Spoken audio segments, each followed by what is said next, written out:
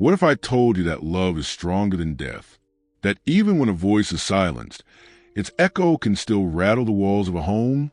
What if I told you Michael Jackson's children once whispered they felt their father come back to them, not in a dream, not in a song, but in the stillness of the night? Close your eyes for just a moment. Imagine the hush of a Los Angeles evening, a sprawling estate, tucked away from the cameras, from the world. The air smells faintly of jasmine, the leaves rustle in the wind, and the silence is heavier than you expect. That's where it begins, the night Michael Jackson's ghost visited his children. Some people laugh at ghost stories. Others lean closer. But when the tale belongs to the king of pop himself, the man who redefined music, movement, and even magic on stage, suddenly, it doesn't feel like a campfire story anymore. Suddenly, it feels like history holding its breath. Now, picture this. Michael's children, Prince, Paris, and Blanket, still reeling from the loss of their father. Their days are filled with tributes, lawyers, court hearings, flashing cameras. But the nights are different. Nights are private. Nights are when grief crawls out of hiding and takes its place beside you. And on one such night, the quiet was broken by something they could never explain. The house was dark, except for the faint amber glow of a nightlight in the hallway. Paris, only a teenager, curled under her blanket, fighting sleep. She kept a journal by her bed, full of little sketches and letters to her dad, the way a child might write notes to heaven. She always believed he could hear her somehow. Prince, older, was less vocal. He carried his grief in silence. He kept his father's sunglasses on a shelf, never moving them, almost like an altar. And Blanket, youngest of all, struggled most of all. His world, once full of laughter in his father's gentle voice, had been cracked wide open. That night, each of them felt it. It started with sound. A faint shuffle in the hallway, too soft for footsteps, too deliberate to be the house settling. Paris sat up, heart pounding, listening. She thought maybe it was one of her brothers. But when she whispered their names, no one answered. Then came the smell, the sharp, sweet scent of his favorite cologne. You know how scent has a way of dragging memories back? For Paris, it was instant. Backstage hugs, goodnight kisses, the comforting presence of her father leaning close. And yet, here it was again, drifting through her room. Though no bottle had been opened, no hand had sprayed it. She froze. The air grew heavy, electric, as though the room itself was listening. And then music, not loud, not even clear, just the faintest hum, almost like a voice caught between this world and the next. It was a tune she knew all too well. You are not alone. Paris's breath caught in her throat. She swore she heard it, not on a CD player, not on a phone, but in the air. A father's voice, fragile and far away, bleeding through the silence. Skeptics would call it imagination, a trick of a grieving mind. But here's where the story bends. Because at the very same time, in his own room, Prince sat up, clutching his sheets. He too had smelled the cologne. He too heard the faint hum. And young Blanket, he woke crying, not from a nightmare, but because, as he later tried to explain, Daddy was here, standing by the door. Pause for a moment and let that sink in. 3 children, 3 different rooms, the same night, the same sensations, the same impossible story. And what's even stranger, the staff in the house that night claimed they saw lights flicker in the hallway. One swore she heard soft laughter just for a second, coming from a music room, the very place Michael used to practice late into the night, long after the world was asleep. People say ghosts come back for unfinished business. Others say they return for love. With Michael Jackson, maybe it was both. He had lived a life under the brightest lights, yet he longed most of the quiet corners. Time with his children, moments without judgment. Perhaps that night was his way of reaching across the divide, of telling them, I am still here. I will always be here. But this story doesn't end with whispers. Oh no, what happened next shook them to their core. Paris later admitted in an interview, years after, that she felt her father's spirit around her. She didn't shy away from the idea. She believed it. She said she would hear him. She would see signs, little things others might brush off, like a feather where it didn't belong, a flicker of light at just the right time, a shadow on the wall shaped like a silhouette. To her, these were not coincidences. They were answers. And Prince, ever more guarded, refused to talk about it publicly. But those close to him whispered the same, that he too had moments he couldn't explain. He would walk into a room and feel warmth, like an embrace without arms. He would sit in silence and hear a voice, not in words, but in feeling, steady, guiding, fatherly. And Blanket, now known as BG, was too young to put it into words. But those who watched him grow noticed how often he would pause in empty rooms, looking at nothing and smiling, as if listening to a joke only he could hear. Now, let's step outside of the family for a moment, because you might think, this is just grief talking, nothing more. But here's the chilling part. Other people around Neverland and later in the Calabasas estate claimed they too had strange encounters. One security guard swore he saw a figure gliding down a hallway on the security monitors. Tall, thin, unmistakable. He blinked, looked again, and the figure was gone.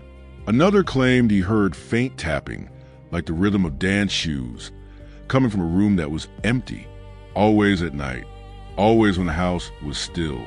And perhaps most famously, during a televised tour of Neverland Ranch shortly after Michael's death, a shadowy figure was caught moving across a hallway. Viewers at home gasped. Was it a trick of light, a glitch in the camera, or was it proof, however fleeting, that the king of pop still lingered? Imagine for a moment what it must feel like to be his children, carrying not only the weight of grief, but the possibility that their father never fully left them. Imagine lying in bed, hearing that soft shuffle in the hall, smelling that familiar cologne, knowing full well no bottle sits uncapped. Fear and comfort. Those two emotions collided in that house like thunder and lightning. Because while the thought of a ghost might terrify anyone else, to them it wasn't horror, it was hope. It was proof their father was keeping his promise. He had once said, "I'll always be with you." And now, in the silence of their darkest nights, he was keeping it. But the story isn't so simple.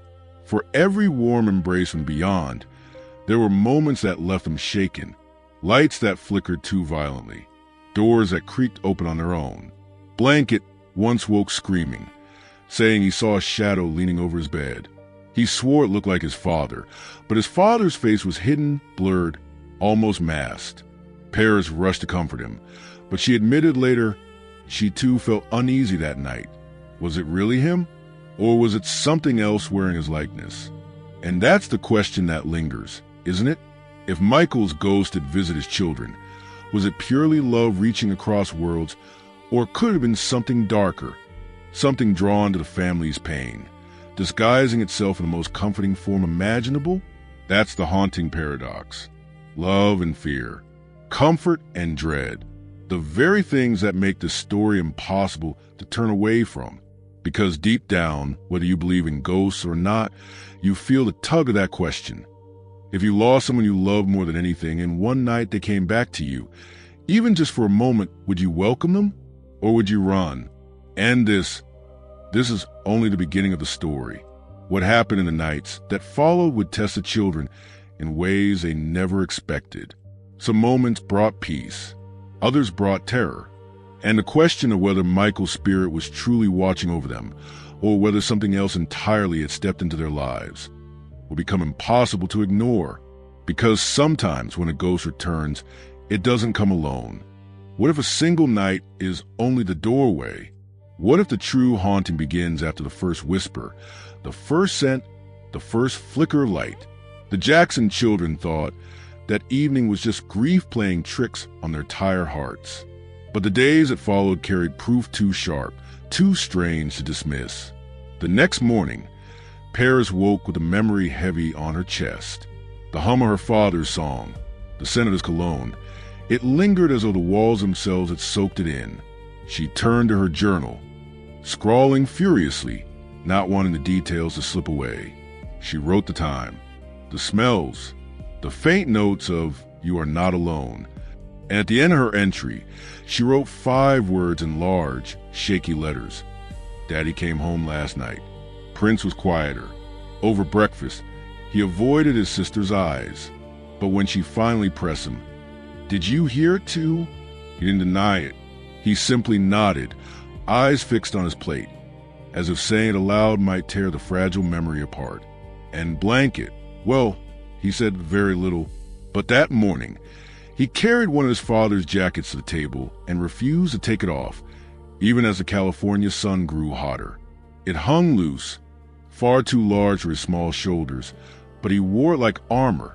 By evening, the children could not escape the feeling that the house itself was waiting. Every creak seemed louder. Every shadow seemed to lean closer. That night, Paris couldn't sleep. She left her bed, wandering the hallway with bare feet on cold floors. The air smelled faintly sweet again, as if someone had just passed by. She followed it, heartbeat quickening, until she reached the music room.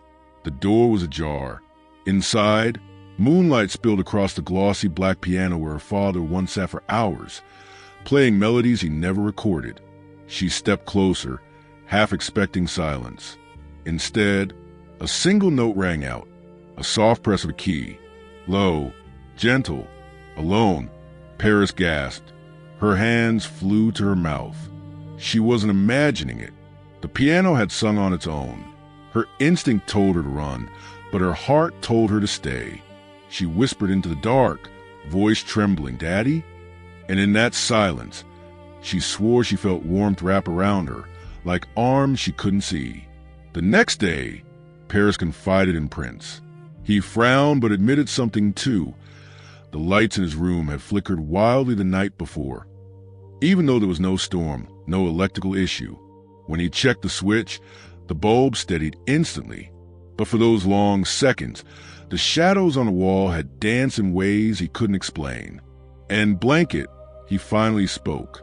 He said in his small voice, "Daddy sat on my bed last night." His siblings froze. Blanket described it simply, as children do. The mattress sinking beside him, the weight of someone sitting down, and the soft pat on his blanket like a lullaby without words. What do you do when reality begins to bend? When the ones you love insist the impossible has happened? For Michael's children, belief was easier than doubt. They didn't just want it to be true.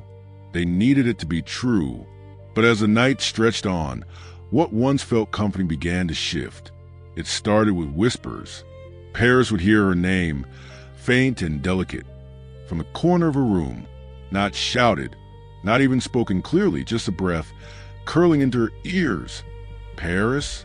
She spun around, but no one was there. Prince felt it too, in different ways. One night, while working on homework at his desk, the stereo across the room clicked on.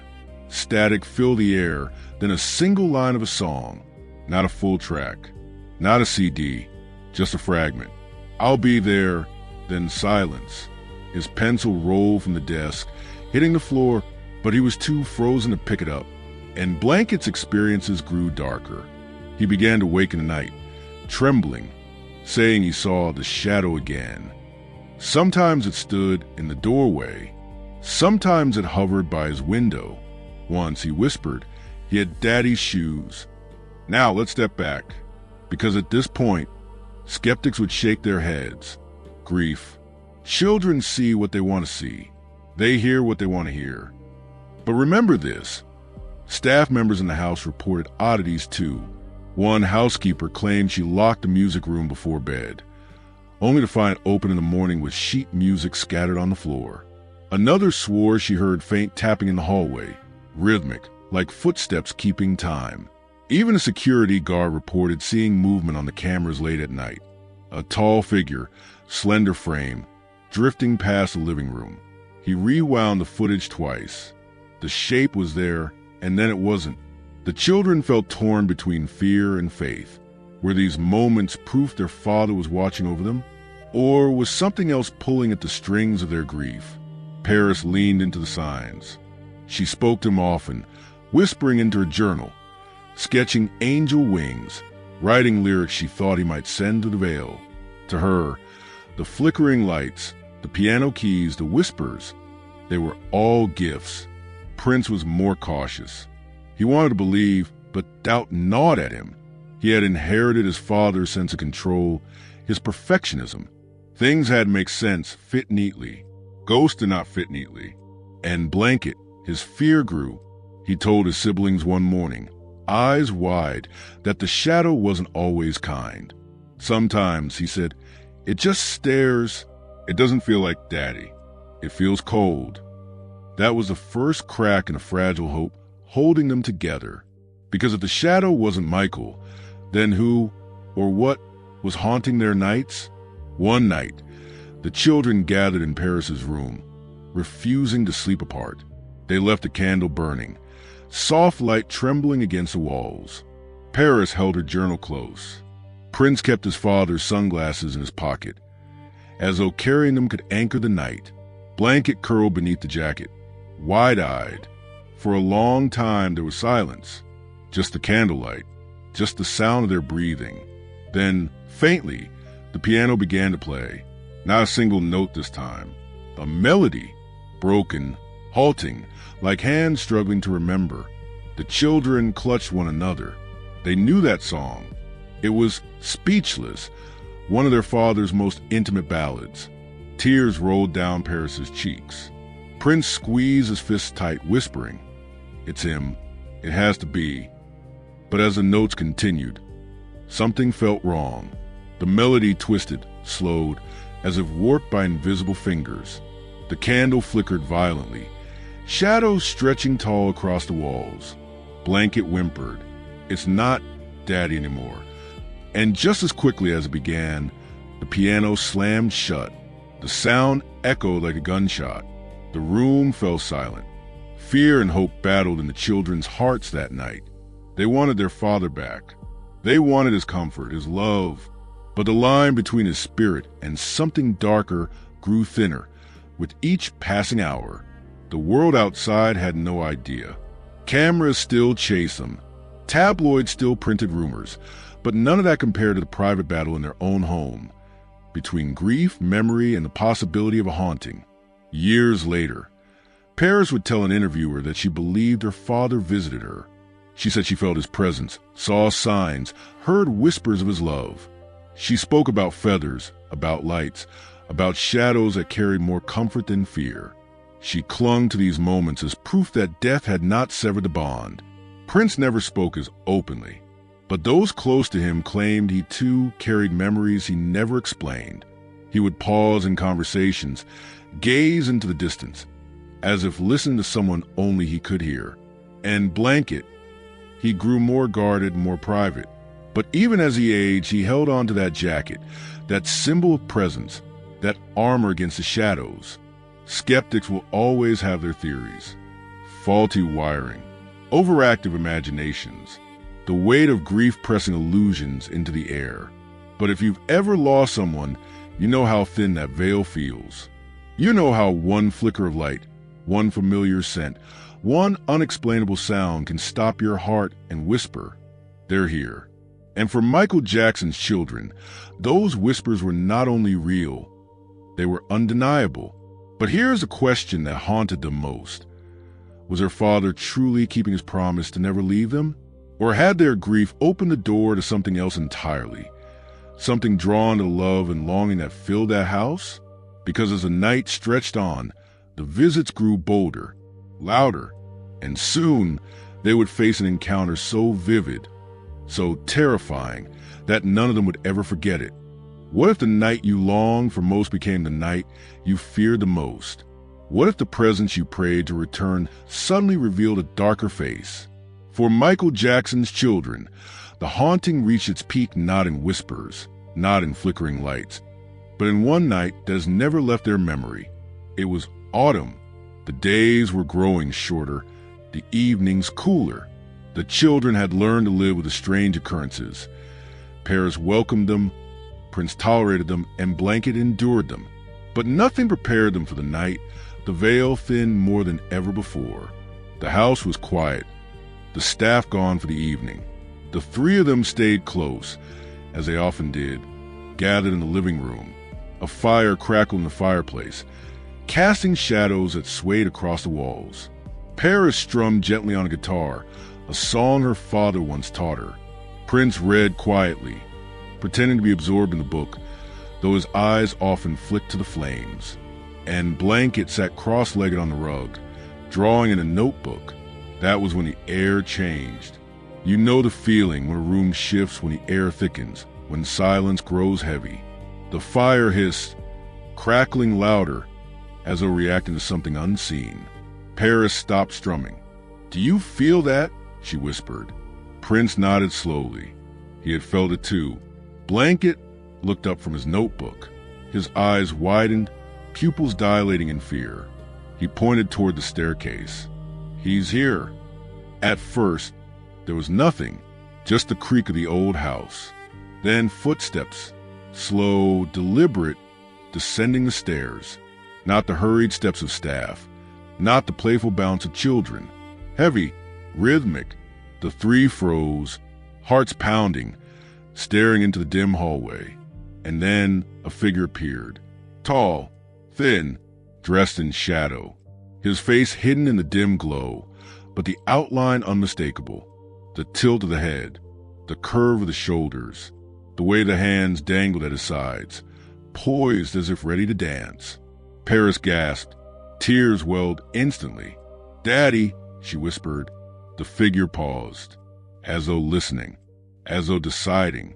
He stepped closer, the firelight illuminating him slightly, enough to show pale skin, dark hair, clothing that shimmered faintly, as if catching light from somewhere else. It looked like him. It was him.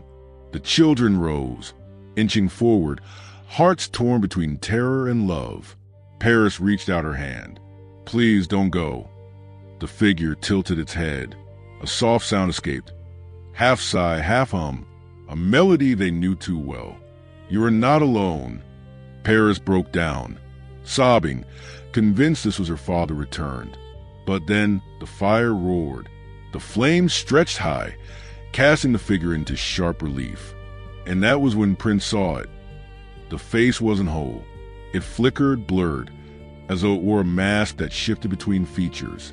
Sometimes Michael, sometimes nothing but shadow. Prince grabbed his sister's arm. "Wait, Paris, something's wrong." But it was too late. The figure stepped forward, closer still. The air grew icy. The guitar strings vibrated violently on their own, letting out a sharp, dissonant note. Blanket screamed, clutching the jacket tighter. The figure raised one hand, long and trembling. It pointed toward them, not in blessing, not in comfort, in command. The lights flickered. The room plunged into near darkness. And then silence. When the light steadied, the figure was gone. The children collapsed together on the rug, clinging to one another, shaking. Paris sobbed, torn between joy and dread.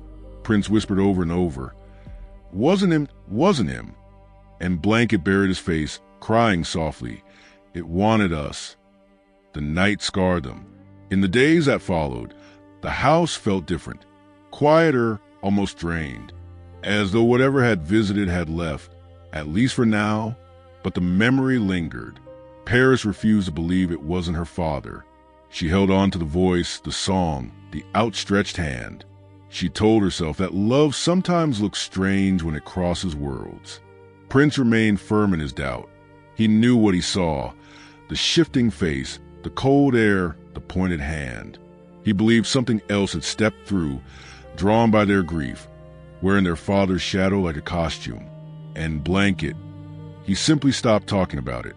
He grew more withdrawn, avoiding questions, avoiding the music room, avoiding even the mention of ghosts. He had seen enough. Years passed, and the children carried those memories differently. Paris embraced spirituality. She spoke openly about feeling her father's presence, about signs and synchronicities that guided her life.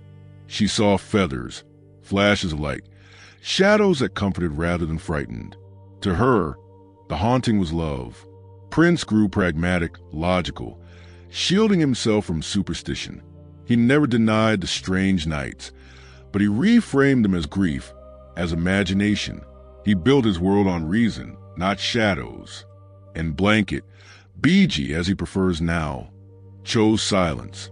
He rarely speaks of that time, but those close to him say he still avoids certain rooms, certain songs, as though some part remembers too vividly. So here we are, years later, asking the same question. Did Michael Jackson truly return to his children, keeping his promise to always be with them? Or did grief open a doorway, inviting not just love, but something else? The truth may never be known. Perhaps it was both. Perhaps the veil between worlds is thinner than we dare admit. Perhaps love and fear travel hand in hand, impossible to separate. But one thing is certain. Michael's children, whether through spirit or memory, have felt him near. And in their own ways, they carry his presence with them still. In music, in laughter, in shadows, in dreams. And maybe that is the final haunting lesson here. That when someone you love becomes a ghost, they never truly leave. They linger in every note, every gesture, every heartbeat that remembers them. Michael Jackson's children know this better than anyone. And as we close this chapter, I'll leave you with one final thought. If you lost someone you loved, and one night they came back to you, flickering in the doorway, humming a song you once shared, would you be afraid? Or would you whisper into the silence, "Welcome home"?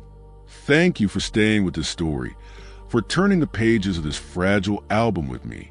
If you felt the shiver, the warmth, or even the questions it leaves behind, I invite you to linger a little longer, like the echo of a song. Like, comment and subscribe, so we can walk together through more stories that refuse to rest quietly.